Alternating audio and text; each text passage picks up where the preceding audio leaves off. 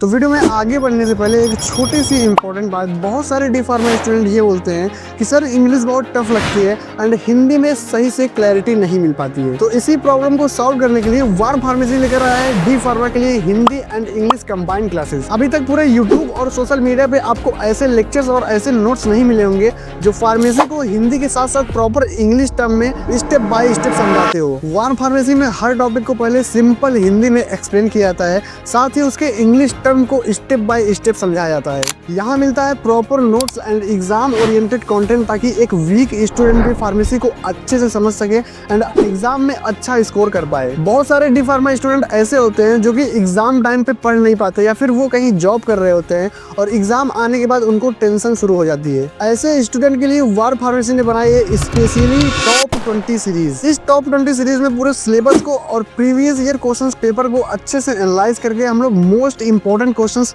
And exam oriented topics को cover किए हैं। तो अगर आप सिर्फ एक महीना इसे मन लगाकर फॉलो कर लेते हैं, हमारे टॉप 20 सीरीज को मन लगाकर सिर्फ एक महीना पढ़ लेते हैं, फॉलो कर लेते हैं, तो मैं कॉन्फिडेंस के साथ कहता हूँ कि आप D pharma exam you clear कर लेंगे। और सबसे अच्छी बात यह है कि इस टॉप 20 सीरीज में मिलेगा आपको हिंदी प्लस इंग्लिश में एक्सप्लेनेशन, हिंदी प्लस इंग्लिश में आपको पूरे प्रॉपर नोट्स मिलेंगे एंड ऐसे कॉन्सेप्ट जो वीक स्टूडेंट को भी इजीली क्लियर हो जाए। तो देर किस बात की भाई, अभी डाउनलोड कीजिए वार फार्मेसी है प्ले स्टोर या फिर ऐप स्टोर से। तो चलिए अब लेक्चर को शुरू करते हैं। तो हेलो दोस्तों, एक बार फिर से स्वागत करता हूं वार फार्मेसी की ऑनलाइन लर्निंग प्लेटफॉर्म पे। दोस्तों आज से हम फार्माकोलॉजी का एक ऐसा सीरीज स्टार्ट करने जा रहे हैं जो कि बहुत ज़्यादा इंपॉर्टेंट है आपके एग्जाम से रिलेटेड एंड ये एग्जाम को लेके बहुत ज़्यादा इंपॉर्टेंट होने वाला है, क्योंकि अगर आप पूरे साल कुछ भी नहीं पढ़े हैं और आप हमारा ये सीरीज पढ़ के आते हैं अपने एग्जाम को देने, तो आई एम 100% श्योर कि आपका एग्जाम अच्छा बनेगा और आप अच्छे स्कोर से पास भी हो जाएंगे। तो ये सीरीज काफ़ी ज़्यादा इंपॉर्टेंट है आप सभी के लिए, क्योंकि इस सीरीज में हम लोग 10 से 20 ऐसे क्वेश्चंस को इंक्लूड किए हैं, ऐसे क्वेश्चंस को सेलेक्ट किए हैं जो कि बहुत ज़्यादा इंपॉर्टेंट है और ये हर साल एग्जाम में आता रहता है। तो हम लोग बहुत ज़्यादा एनालाइज करके इस सीरीज को बनाए हैं। बाकी ये सीरीज का पहला पार्ट है, ऐसे करके कई पार्ट में ये सीरीज आएंगे। तो चलिए वीडियो को स्टार्ट करते हैं और आज देखते हैं कि फार्माकोलॉजी का जो फर्स्ट सीरीज है इसमें कौन कौन सा कंटेंट हम लोग इंक्लूड किए हैं। तो सबसे पहले हम लोग यहाँ पे जनरल फार्माकोलॉजी इंक्लूड किए हैं फर्स्ट चैप्टर, जो कि बहुत ज़्यादा इंपॉर्टेंट है, हर साल ये एग्जाम आता है, हर साल ये एग्जाम में आता है। तो चलिए इसको कवर करते हैं कि जनरल फार्माकोलॉजी क्या होता है। इसमें बेसिकली हम लोग ये पढ़ेंगे कि आखिर फार्माकोलॉजी क्या होता है, फार्माकोलॉजी का स्कोप क्या होता है, यानी फार्माकोलॉजी पढ़ने के बाद हम लोग फार्माकोलॉजी का क्या क्षेत्र होता है उसको जानेंगे एंड कुछ इसमें और भी कंटेंट है जो कि आगे हम लोग पढ़ेंगे।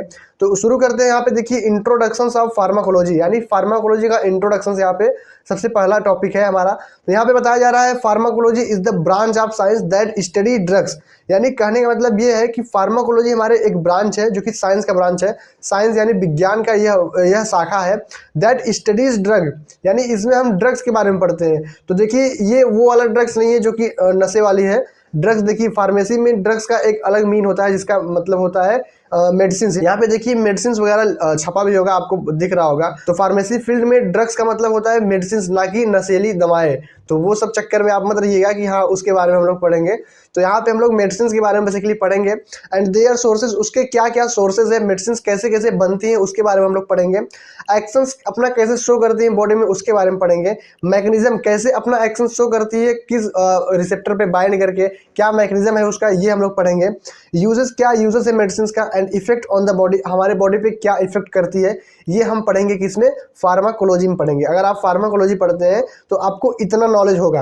एंड आगे it explains how drug interact with biological system and how the body responds to them, यानी कहने का मतलब ये है कि बॉडी हमारी कैसी प्रतिक्रिया करती है मेडिसिन के ऊपर, ये भी हम इसमें पढ़ेंगे। It explains how drug interact with the biological system, यानी जो ड्रग्स होते हैं वो कैसे इंटरेक्ट होते हैं हमारे बायोलॉजिकल सिस्टम के साथ। एंड हाउ बॉडी रिस्पॉन्ड, यानी हमारी बॉडी क्या रिस्पॉन्ड करती है, कैसे रिस्पॉन्ड करती है, कैसे प्रतिक्रिया करती है, वो पढ़ेंगे हम फार्माकोलॉजी के अंदर। Pharmacology help in understanding how medicine work, यानी फार्माकोलॉजी से हम यह समझते हैं कि हाउ मेडिसिन वर्क, कैसे हमारी मेडिसिन जो है वर्क करती है and why they are use, और क्यों उसे यूज किया जाता है।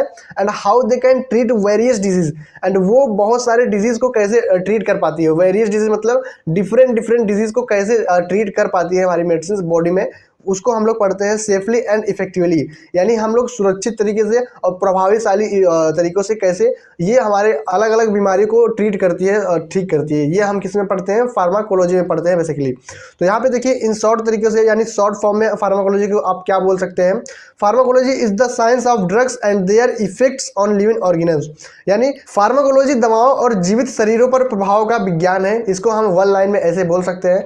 एंड आगे देखते हैं, आगे यहाँ पे देखिए फार्माकोलॉजी, इसी कंटेंट को हिंदी में भी हम लोग दिए हैं।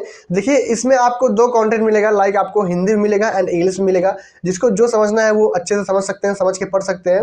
तो इसलिए हम लोग दो कंटेंट, दो लैंग्वेज इसलिए यूज़ किए हैं ताकि किसी बच्चे को प्रॉब्लम ना हो। कोई कोई इंग्लिश कम समझ पाता है, हिंदी समझ पाते हैं, एंड कोई कोई हिंदी कम समझ पाते हैं, इंग्लिश समझ पाते हैं। तो इसलिए हम लोग बोथ लैंग्वेज का यूज़ किए हैं। तो यहाँ पे देखिए क्या बताया जा रहा है, फार्माकोलॉजी विज्ञान की वह शाखा है जिसमें दवाओं, उनके स्रोतों, कार्यों, क्रिया विधि, उपयोग और शरीर पर होने वाले प्रभावों का अध्ययन किया जाता है।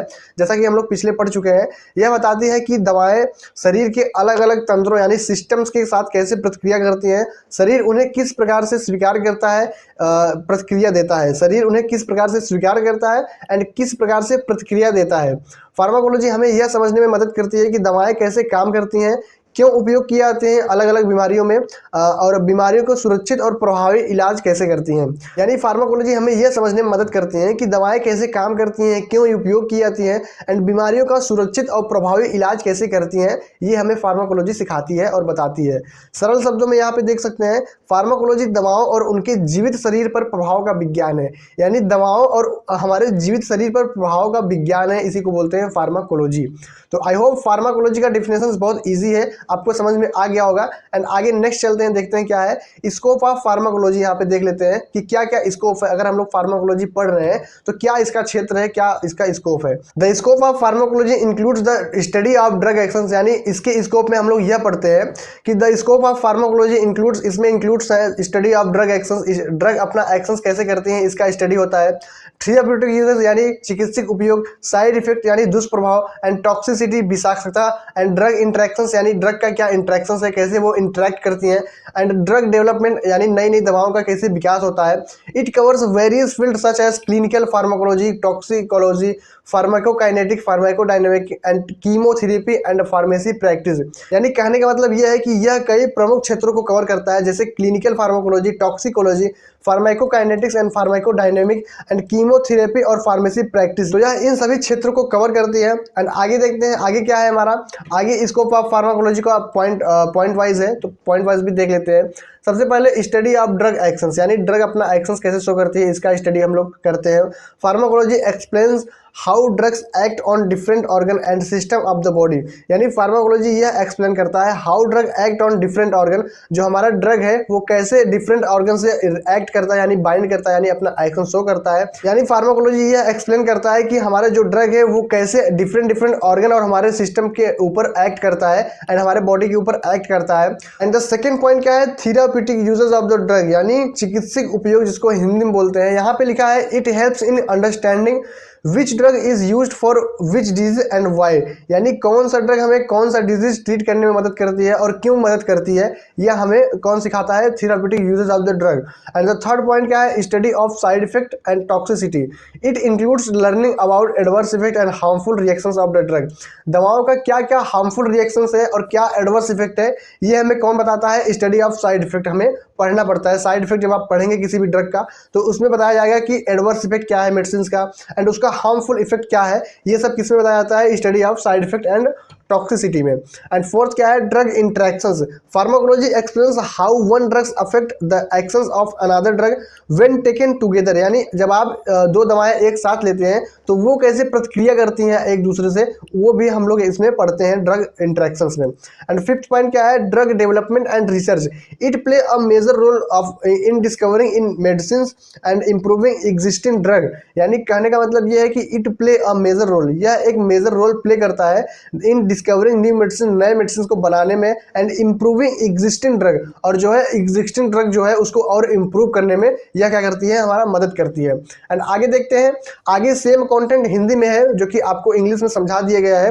एंड यहाँ पे देखिए फर्स्ट पॉइंट क्या लिखा गया है, दवाओं की क्रिया का अध्ययन यानी फार्माकोलॉजी यह बताता है कि दवाएं शरीर के विभिन्न अंगों और सिस्टम पर कैसे प्रभाव डालती हैं, दवाओं का चिकित्सक उपयोग क्या है, यानी यह समझने में मदद करता है कि कौन सी दवा किस बीमारी में और क्यों उपयोग की जाती है। एंड द थर्ड पॉइंट क्या है, दुष्प्रभाव यानी टॉक्सिसिटी एंड साइड इफेक्ट, इसमें दवाओं के साइड इफेक्ट्स और हानिकारक प्रतिक्रियाओं का अध्ययन शामिल होते हैं, जो कि हम लोग इंग्लिश में पढ़ चुके हैं। एंड द फोर्थ पॉइंट क्या है, ड्रग इंटरेक्शंस, यानी यह बताता है कि जब दो दवाएं एक साथ ली जाती है तो वे एक दूसरे से कैसे प्रभावित होते हैं, कैसे इम्पैक्ट होती हैं, वो भी हम लोग इसमें पढ़ते हैं। एंड फिफ्थ पॉइंट क्या है, नई दवाओं का शोध, यानी फार्माकोलॉजी नई दवाओं की खोज और पुरानी दवाओं में सुधार करने में महत्वपूर्ण भूमिका निभाती है। एंड चलिए यहाँ पे देखिए नीचे दिया गया है सरल शब्दों में, फार्माकोलॉजी दवा की क्रिया से लेकर नई दवा बनाने तक के पूरे क्षेत्र को कवर करती है। फार्माकोलॉजी नई दवाओं को बनाने से लेकर और पुराने दवाओं को इम्प्रूव करने से लेकर पूरे क्षेत्र को ये कवर करती है। कौन कवर करती है, फार्माकोलॉजी कवर करती है। एंड आगे देखते हैं, आगे देखिए हमारा सेकंड पॉइंट है various routes of drug administration. Drug administration क्या होता है, थोड़ा सा आप समझ लीजिए। लाइक आप मेडिसिन खाते हैं, लाइक कोई मेडिसिन आप मुंह से खाते हैं, कोई मेडिसिन डॉक्टर आपको इंजेक्शन के थ्रू दे देता है आपके बॉडी में, तो वही होता है ड्रग एडमिनिस्ट्रेशन। यानी मेडिसिन आप अपने बॉडी में कैसे एंटर करा रहे हैं, आपकी बॉडी में कैसे वो एंटर कर रहा है, उसी रूट्स को हम बोलते हैं ड्रग एडमिनिस्ट्रेशन रूट। तो यहाँ पे देख लेते हैं क्या लिखा गया है, drug administration routes are the different way. ये कई प्रकार के वे से होते हैं, लाइक आप पेरेंटल के थ्रू, ओरल के थ्रू, बहुत सारे रूट्स होते हैं, by which a drug is given into the body, यानी जिसके थ्रू हमारे बॉडी में ड्रग एंटर होता है। एंड आगे देखते हैं, the choice of routes depend on the conditions of the patient. ये क्या करता है, जो चॉइस ऑफ रूट्स होता है ये डिपेंड करता है पेशेंट के कंडीशन पे। पेशेंट अगर सही है तो उसको ओरल के थ्रू दिया जाएगा, पेशेंट अगर बेहोशी की हालत में है तो उसको इंजेक्शन के थ्रू दिया जाएगा, पेशेंट अगर उल्टी कर रहा है फिर भी उसको इंजेक्शन के थ्रू दिया जाता है। तो ये कंडीशन के ऊपर डिपेंड करता है, पेशेंट के कंडीशन के ऊपर डिपेंड करता है कि पेशेंट को किस रूट्स का मेडिसिन देना है। Speed of actions needed, drug properties and purpose of treatment, ये भी डिपेंड करता है, इस पे पेशेंट पे डिपेंड करता है। Common routes include oral, by mouth, intravenous, intramuscular, subcutaneous, inhalation, topical and rectal routes. यहाँ पे देखिए कुछ कॉमन रूट्स हैं, लाइक ओरल रूट हो गया हमारा, इंट्रावेनस, ओरल रूट मतलब बाई माउथ यानी मुंह के द्वारा आप मेडिसिन जो खाते हैं उसको ओरल रूट बोलते हैं। इंट्रावेनस जो आप इंजेक्शन आईवी लेते हैं, नस में आपके जो इंजेक्शन लगता है उसको इंट्रावेनस बोलते हैं। एंड द इंट्रामस्कुलर यानी आईवी, जो आईएम इंट्रामस्कुलर जो आपके मसल्स में लगता है, लाइक यहाँ पे लगता है और एंड मसल्स पे लगता है, तो उसको बोलते हैं इंट्रामस्कुलर। सब क्यूटनियस इंजेक्शन होता है, इनहेलेशन होता है, इनहेलेशन लाइक आप जो नाक के थ्रू आप इनहेल करते हैं उसको, टॉपिकल आप जो क्रीम वगैरह यूज़ करते हैं, तो एंड रेक्टल जो आपके एनस के थ्रू दिया जाता है। तो ये सब रूट्स हैं जो कि कॉमन है बहुत ज़्यादा। Each routes had certain advantage like fast actions और easy use and disadvantage like pain, irritation और स्लो एब्जॉर्प्शन। यानी सभी रूट्स का अपना अपना एडवांटेज एंड डिसएडवांटेज होता है। किसी में क्या होगा, किसी में आपको पेन होगा बट एक्शन फास्ट होगा, किसी में क्या होगा, किसी में एब्जॉर्प्शन लेट होगा, एंड बहुत सारे एडवांटेज एंड डिसएडवांटेज हैं जो कि आगे हम लोग पढ़ेंगे।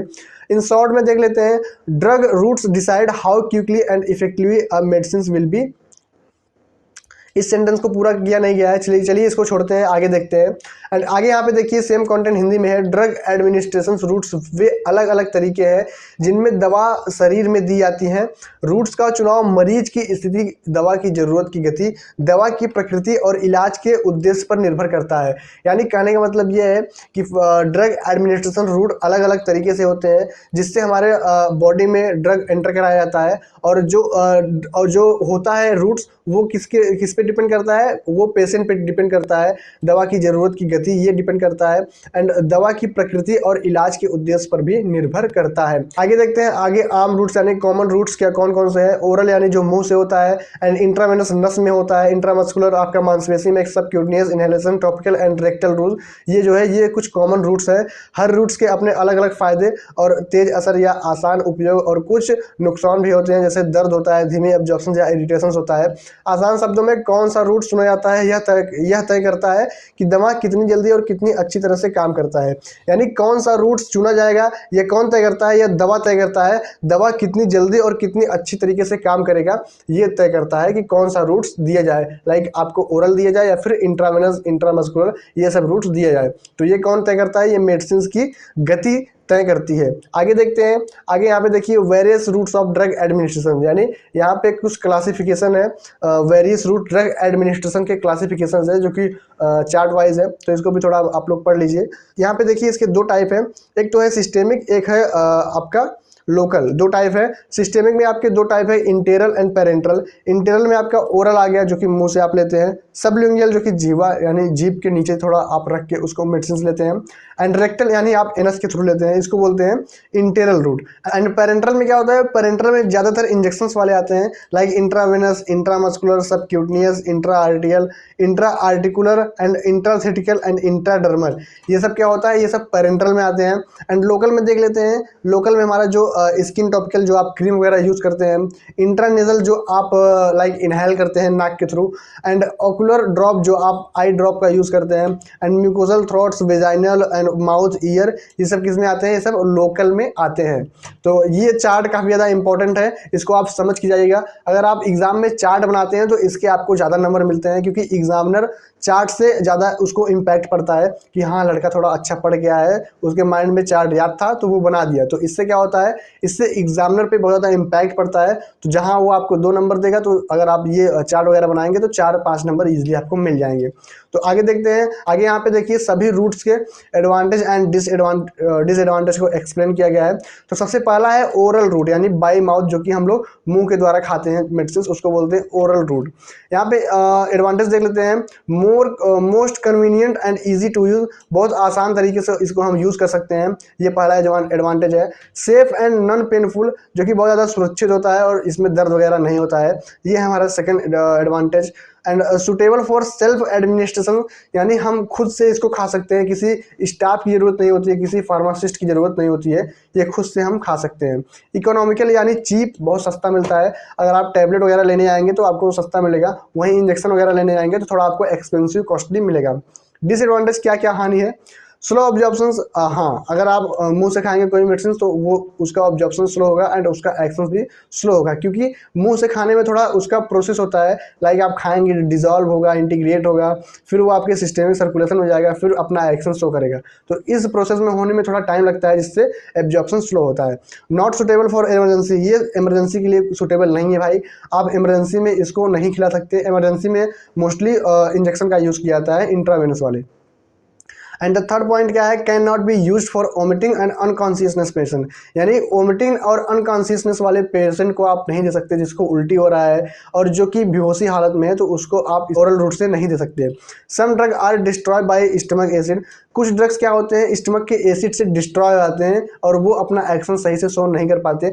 तो ये रहा इसका डिसएडवांटेज, ये हैं इसके हानि हैं। एंड आगे देखते हैं, इसके सेम कंटेंट हिंदी में है।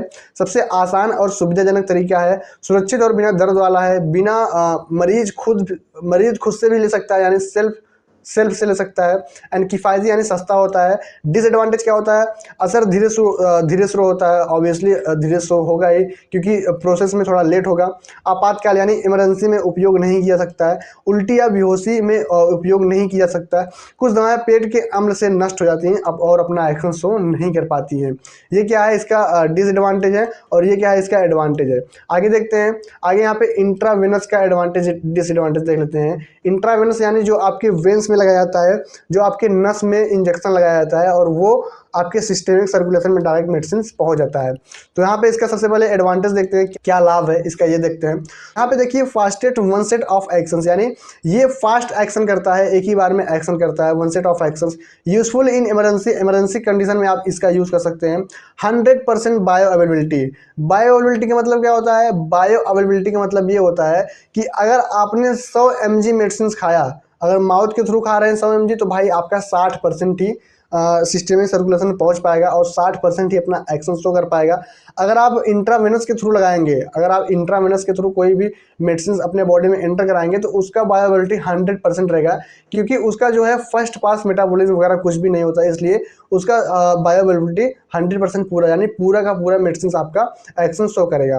तो बायोअवेलेबिलिटी ये होता है। गुड फॉर इरिटेंट ड्रग, यानी ये क्या होता है, इरिटेंट ड्रग के लिए बहुत ज़्यादा अच्छा होता है। जो आपका कड़वा दवाएं होती है जो आप मुंह के द्वारा नहीं ले सकते, वो आप इंजेक्शन के द्वारा ले सकते हैं।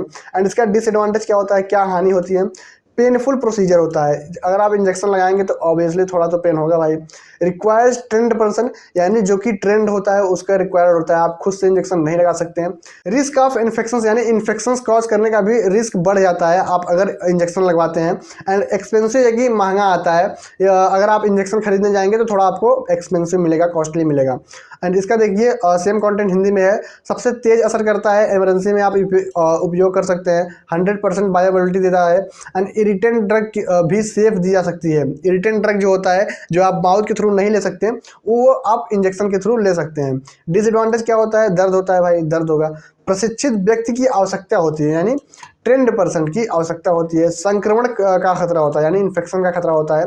महंगा होता है भाई, इंजेक्शन महंगा आपको मिलेगा। एंड यहाँ पे थर्ड पॉइंट क्या है, इंट्रामस्कुलर, यानी जो आप आईएम के थ्रू लेते हैं, लाइक इंट्रामस्कुलर जो मसल्स में इंजेक्शन लगता है वो दिखाया गया है, वो बताया गया है। तो इसका एडवांटेज देख लेते हैं। इसका एडवांटेज है फास्टर देन ओरल, यानी ये मुंह से तेज होता है। आप जो मुंह से खाते हैं वो एक्शन से ये तेज एक्शन करता है, यानी अगर आप मुंह से खा रहे हैं और आप इंजेक्शन लगवा रहे हैं आईएम वाला, तो ये ज़्यादा फास्ट एक्शन शो करेगा। And the suitable for moderate acting drug, यानी ना ज़्यादा टाइम के लिए और ना बहुत ज़्यादा कम टाइम के लिए ये इसका एक्शन रहता है, यानी मीडियम टाइम के लिए इसका जो है एक्शन रहता है। यानी जो इसका एक्शन रहता है वो मीडियम टाइम के लिए रहता है, ना बहुत ज़्यादा टाइम के लिए रहता है और ना ही बहुत कम टाइम के लिए इसका एक्शन रहता है। मॉडरेट एक्टिंग इसका रहता है। कैन गिव ऑयली और डिपॉट प्रिपरेशन, यानी ऑयली और डिपॉट जैसे इंजेक्शन प्रिपरेशन हम इसके थ्रू इंट्रामस्कुलर के थ्रू ले सकते हैं अपने बॉडी के अंदर। एंड इसका डिसएडवांटेज क्या है, पेन एट इन्फेक्शन साइड, जहाँ पे इसका साइड रहेगा जहाँ पे इसका इंजेक्शन लगेगा वहाँ पे आपको पेन होगा। Limited volume can be injected, बहुत कम वॉल्यूम इसको दे सकते हैं हम लोग। ज़्यादा वॉल्यूम मतलब ज़्यादा क्वांटिटी, ज़्यादा मात्रा में हम इसका इंजेक्शन नहीं ले सकते हैं। रिस्क ऑफ नर्व इंजरी, यानी नर्व इंजरी होने का भी रिस्क हो जाता है। जहाँ आपका इंजेक्शन लगता है वहाँ के नर्व जो है डैमेज हो जाते हैं, जिसके आपको इंजरी भी कॉज कर देता है। एंड यहाँ पे देखते हैं हिंदी में सेम कंटेंट। एडवांटेज यानी फायदे क्या है, ओरल रूट्स, यानी इसमें तेज असर होते हैं, ओरल रूट से तेज असर होते हैं। मीडियम एक्टिंग ड्रग के लिए बहुत ज़्यादा अच्छा होता है, यानी इस रूट्स के थ्रू ऑयली या डिपोट्स दवाएं दी जा सकती हैं। इसका डिसएडवांटेज देख लेते हैं। इन्फेक्शन साइड पर दर्द होगा आपके, सीमित मात्रा ही दी जा सकती है। नर्व इंजरी का भी खतरा हो सकता है इस रूट से। एंड आगे देखते हैं सब क्यूटनियस रूट। सब क्यूटनियस रूट से क्या होता है, बेसिकली इंसुलिन को लिया जाता है, इंसुलिन को एंटर कराया जाता है बॉडी में। इसका एडवांटेज देख लेते हैं, स्लो एंड सस्टेन्ड इफेक्ट। इसका जो एक्शन होता है स्लो होता है और बहुत ज़्यादा सस्टेन्ड होता है इसका effect. Useful for insulin heparin, insulin and heparin जैसे मेडिसिन जो है एंटर कराया जाता है। इजी फॉर सेल्फ एडमिनिस्ट्रेशन, ये जो है आप खुद से भी लगा सकते हैं।